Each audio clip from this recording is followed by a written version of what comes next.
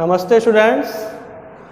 अपन सम्मिश्र संख्या पढ़ रहे थे, तो अपन ने सम्मिश्र संख्याओं की संक्रियाओं की चर्चा की थी।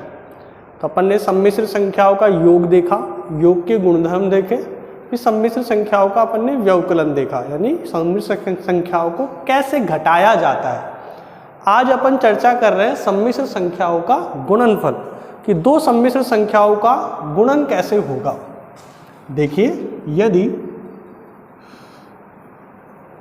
दो सम्मिश्र संख्याएं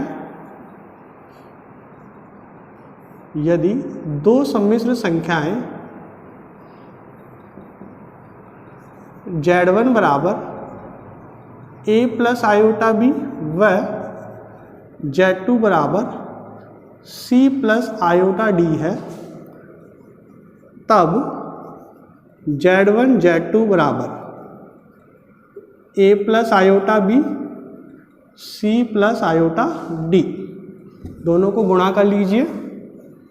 AC plus iota AD plus iota BC plus iota square BD। तो AC plus iota common, AD plus BC, iota square का मान -1 BD, तो आपके पास में AC minus BD plus iota AD plus BC। ठीक है, वापस देखो कि दो सम्मिश्र संख्याएं गुणा कैसे हुई। Z1 Z2, Z1 की जगह Z1 का मान, Z2 की जगह पे Z2 का मान, दोनों ब्रैकेट्स आपस में गुणा करोगे। A को C से AC, A को आयोटा D से आयोटा AD, आयोटा B को C से आयोटा BC, आयोटा B को आयोटा D से तो iota square BD। Iota common ले लो इन दोनों में से, तो ये AD plus BC, iota square का मान -1, तो ये क्या हो जाएगा AC माइनस BD प्लस ये किसका मान आ गया आपके पास में, Z1 Z2 का मान आ गया। दो सम्मिश्र संख्याओं का गुणन हो गया ये। ठीक है ना। देखो कोई एग्जाम्पल लेते हैं अपन, जैसे Z का मान 3 प्लस 4 आयोटा है Z1, और Z2 का जो मान है वो 1 माइनस 2 आयोटा।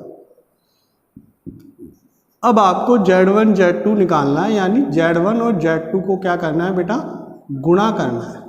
ठीक है, तो गुणा करोगे तो 3 को 1 से करोगे, 3 को 1 से, फिर 3 को -2 आयोटा से, या 3 को -2 आयोटा से करेंगे तो माइनस लिख लिया मैंने, फिर 4 आयोटा, फिर 4 आयोटा को 1 से गुणा करोगे, और 4 आयोटा को -2 आयोटा से, तो 4 आयोटा को ये -2 आयोटा से। दो ब्रैकेट गुणा करने तो आते हैं अपने को। ये 3 जो है ये भी 1 से गुणा हुआ, फिर -2 आयोटा से गुणा हुआ, फिर 4 आयोटा 1 से गुणा हुआ, और 4 आयोटा -2 आयोटा से गुणा हुआ।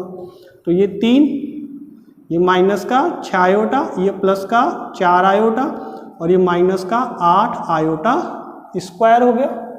ठीक है, फिर 3, इन दोनों को इकट्ठा कर लो, या इसमें से आयोटा कॉमन ले लो, तो माइनस का 6 प्लस 4, और ये -8 आयोटा स्क्वायर -1, तो ये 3 माइनस माइनस प्लस 8 आयोटा -2, तो ये 11 माइनस 2 आयोटा हो गया। कौन, Z1 Z2। ये Z1 Z2 का मान 11 माइनस 2 आयोटा आ गया। ठीक है, तो इस तरह से आप किन्हीं भी दो सम्मिश्र संख्याओं को गुणा कर सकते हो। एक उदाहरण वो ले लेते हैं कि Z1 का मान 1 प्लस √2 आयोटा है, Z2 का मान √3 माइनस आयोटा है। दो सम्मिश्र संख्याएं हो गई, दोनों का गुणनफल Z1 Z2 ज्ञात करेंगे। तो ये तो 1 प्लस √2 आयोटा, और ये √3 माइनस आयोटा। अब इस 1 को √3 से करोगे तो √3, फिर 1 को माइनस आयोटा से करोगे तो माइनस का आयोटा, √2 आयोटा को √3 से करो, √2 आयोटा को √3 से, और √2 आयोटा को माइनस आयोटा से, √2 आयोटा को माइनस आयोटा से। तो ये √3 माइनस आयोटा, √2 और √3 गुणा होके √6 आयोटा, और ये -√2 आयोटा और आयोटा, आयोटा स्क्वायर, तो ये √3, इन दोनों में से आयोटा कॉमन ले लो, तो ये -1 प्लस √6, आयोटा स्क्वायर का मान कितना हो जाएगा -1, तो √3, माइनस माइनस प्लस, तो √2, इन दोनों के पास तो आयोटा नहीं है, और ये प्लस आयोटा, √6 - 1। कोई प्रॉब्लम है? वापस देखें, 1 इन दोनों से गुणा होगा, √2 आयोटा भी इन दोनों से गुणा होगा, तो 1 √3 से हुआ तो √3, फिर 1 माइनस आयोटा से हुआ तो माइनस आयोटा, फिर √2 आयोटा √3 से हुआ, और √2 आयोटा माइनस आयोटा से हुआ, तो ये हो ही गया आपके पास, ये आयोटा स्क्वायर का मान -1 माइनस माइनस प्लस, तो इस तरह से आपके पास में Z1 Z2 का मान ही आ गया। तो इस तरह से आप दो सम्मिश्र संख्याओं का गुणन कर सकते हैं। अब अपन देखेंगे कि सम्मिश्र संख्याओं की ये जो गुणन संक्रिया है, इसके गुणधर्म क्या क्या है। तो अपना जो अगला टॉपिक है, सम्मिश्र संख्याओं की गुणन संक्रिया के गुणधर्म। तो सम्मिश्र संख्याओं की गुणन संक्रिया के अपने पास में 7 गुणधर्म है, जिनमें से अपने पास पहला गुणधर्म है वही जो अपन ने योग में पढ़ा था, संवर्तता। संवर्तता क्या कहती है कि यदि Z1 Z2 दो सम्मिश्र संख्याएं हैं आपके पास में, ठीक है, Z1 Z2 दो सम्मिश्र संख्याएं हैं आपके पास, तब इन दोनों का जो गुणनफल है, ठीक है, वो भी क्या होगी, सम्मिश्र संख्या होगी, वो भी क्या होगी, सम्मिश्र संख्या होगी। जैसे दो सम्मिश्र संख्याओं को जोड़ने पर भी क्या मिलती है, सम्मिश्र संख्या, घटाने पर भी क्या मिलती है, सम्मिश्र संख्या, तो गुणा करने पर भी क्या मिलती है, सम्मिश्र संख्या। तो इसका तात्पर्य क्या है कि ये संवर्तता गुणधर्म है, ठीक है ना, कि आपके पास में बिलोंग्स टू का चिन्ह ही है, Z1 Z2 C से आया है, C का मतलब सम्मिश्र संख्याओं का समुच्चय है, इसका मतलब Z1 Z2 सम्मिश्र संख्या है, और अब इन दोनों को गुणा करने पर भी ये क्या है, सम्मिश्र संख्या है, यही संवर्तता गुणधर्म है। दूसरा है आपके पास में साचर्यता। साचर्यता में क्या है कि 3 सम्मिश्र संख्याएं लेनी पड़ेगी, Z1 Z2 और Z3, 3 सम्मिश्र संख्याएं हैं, तब Z1 Z2 Z3 बराबर Z1 Z2 Z3। तो इसका मतलब क्या निकला यहाँ पे कि ब्रैकेट शिफ्ट किया था ना अपन ने योग में भी, चाहे Z2 Z3 को गुणा करके उसको Z1 से गुणा कर दो, या फिर Z1 Z2 को गुणा करके उसको Z3 से गुणा कर दो, यही क्या है, साचर्यता का गुणधर्म, ठीक है। तीसरा है आपके पास में क्या, क्रम विनिमयता। क्रम विनिमयता, क्रम विनिमयता क्या कहती है, क्रम का विनिमय करने से कोई फर्क नहीं पड़ता, चाहे Z1 को Z2 से गुणा करो या फिर Z2 को Z1 से गुणा करो, दोनों मान क्या रहेंगे, समान रहेंगे, ठीक है। चौथा गुणधर्म, गुणन तत्समकता।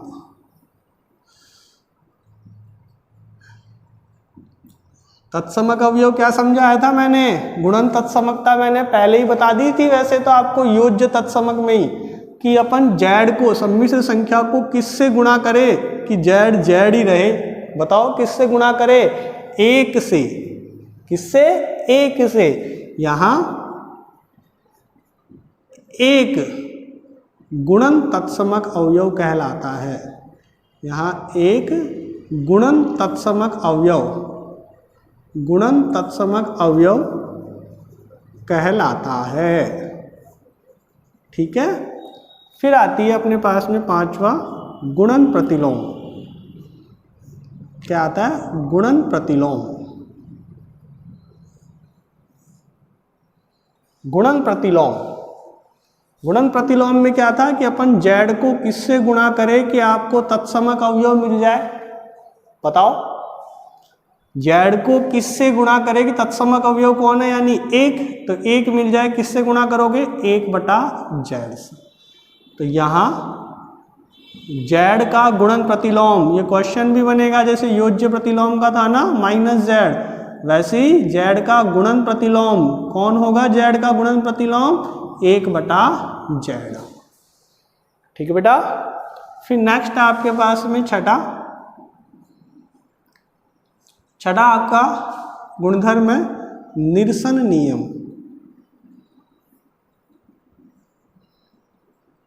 कैंसिलेशन लॉ, निरसन नियम, ये सब अपन ने योग में भी पढ़े थे। योग में भी संवरता थी, साचर्यता थी, क्रम विनिमयता थी। योज्य तत्समक कौन था वहां पे? 0।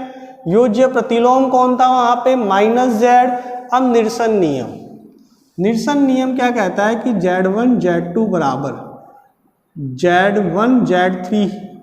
ठीक है, तो इसका मतलब z1 वो z2 बराबर z3 होगा। z1 से z1 कैंसिल, इसको क्या बोलोगे आप? वाम निरसन नियम, वाम निरसन नियम। क्योंकि कौन सी साइड वाले कटे हैं इसमें? लेफ्ट वाले कटे हैं ना।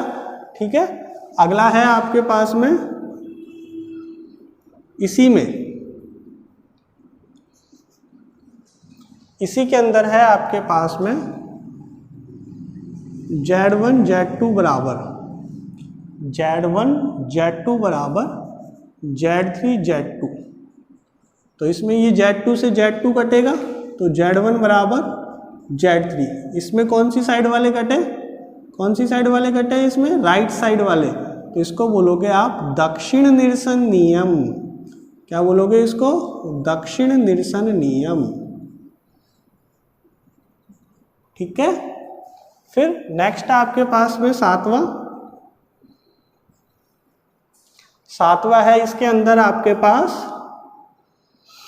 बंटनता।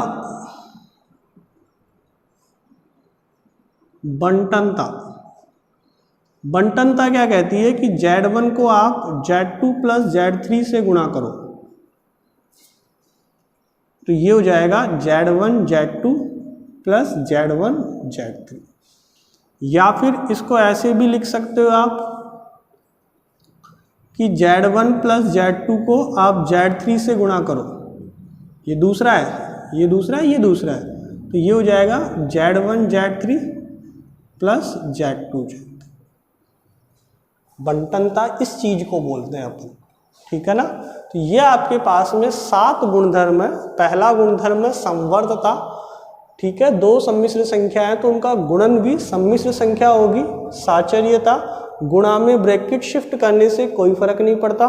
क्रम विनिमयता, आगे पीछे लिख लेने से गुणा में तो भी फर्क नहीं पड़ता। गुणन तत्समकता, z को किससे गुणा करे कि z ही रहे तो एक गुणन तत्समक कहलाएगा।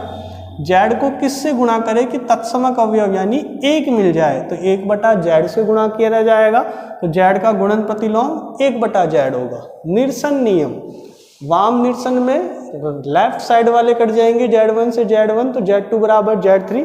दक्षिण निरसन में राइट साइड वाले कट जाएंगे तो z1 बराबर z3 हो गया। बंटनता में ये जो चीज है ये ब्रैकेट्स के अंदर जाके गुणा हो जाएगी। तो ये है आपके पास में सम्मिश्र संख्याओं की गुणन संक्रिया के गुणधर्म। अब अपन इसके ऊपर कुछ उदाहरण करके देखते हैं गुणन संक्रियाओं के ऊपर।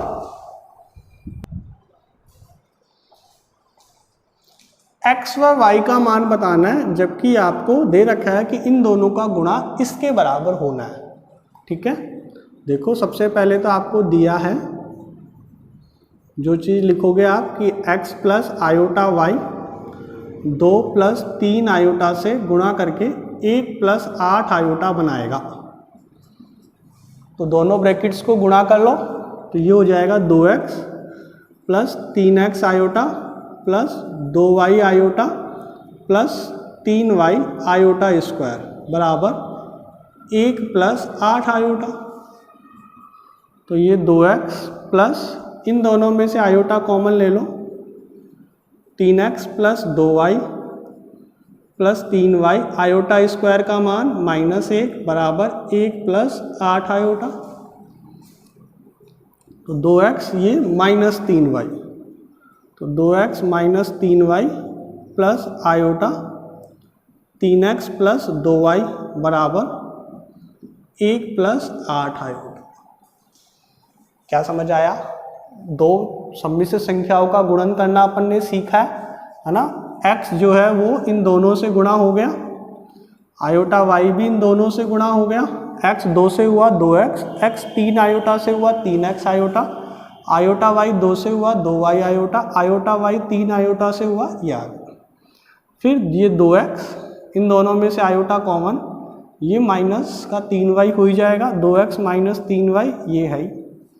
अब इन दोनों सम्मिश्र संख्याओं की आप इन दोनों की समान है ये, ठीक है, तो तुलना करनी है। तो तुलना कैसे करते हैं अपन ने पहले स्टार्टिंग में ही पढ़ रखा है। वास्तविक व काल्पनिक भाग समान होंगे, तो वास्तविक व काल्पनिक भागों की तुलना से, वास्तविक व काल्पनिक भागों की तुलना से। तो देखो वास्तविक भाग बिना आयोटा वाला इधर तो ये है, इधर कौन है 1, तो 2x माइनस 3y बराबर 1, समीकरण नंबर 1। और आयोटा वाला कौन है इधर 3x plus 2y, 3x plus 2y। और इधर कौन है आयोटा वाला 8, आयोटा के साथ 8। अब इन दोनों को हल करके आप क्या निकाल लो, x और y निकाल लो। विलोपन विधि पढ़ी है ना 10वीं क्लास तक कि दो समीकरण दे रखी है x और y में, तो दोनों समीकरणों से x और y कैसे निकलेंगे, है ना। तो आप क्या करो, गुणांक समान बनाओगे इनके। तो समीकरण 1 को तो 3 से x का बना रहा हूँ 3, व समीकरण 2 को 2 गुणा 2 से। तो पहली समीकरण को 3 से गुणा करो तो 6x माइनस 9y बराबर 3, दूसरी समीकरण को 2 से करो तो 6x प्लस 4y बराबर 16।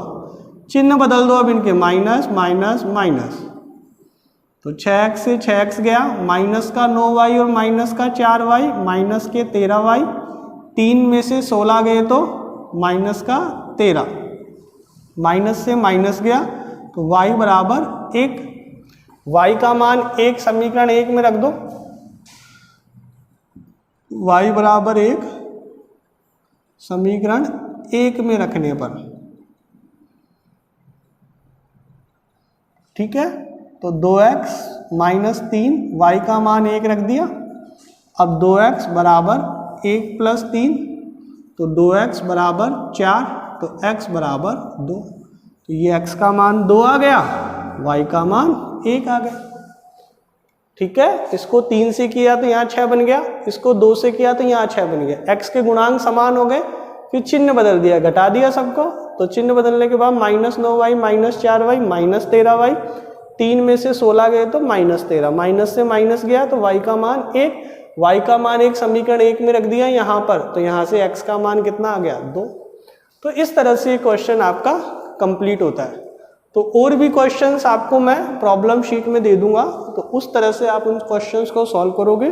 और कोई भी प्रॉब्लम आएगी तो आप चैट के थ्रू या व्हाट्सएप के थ्रू मुझसे पूछ सकते हो, ठीक है। ओके, धन्यवाद।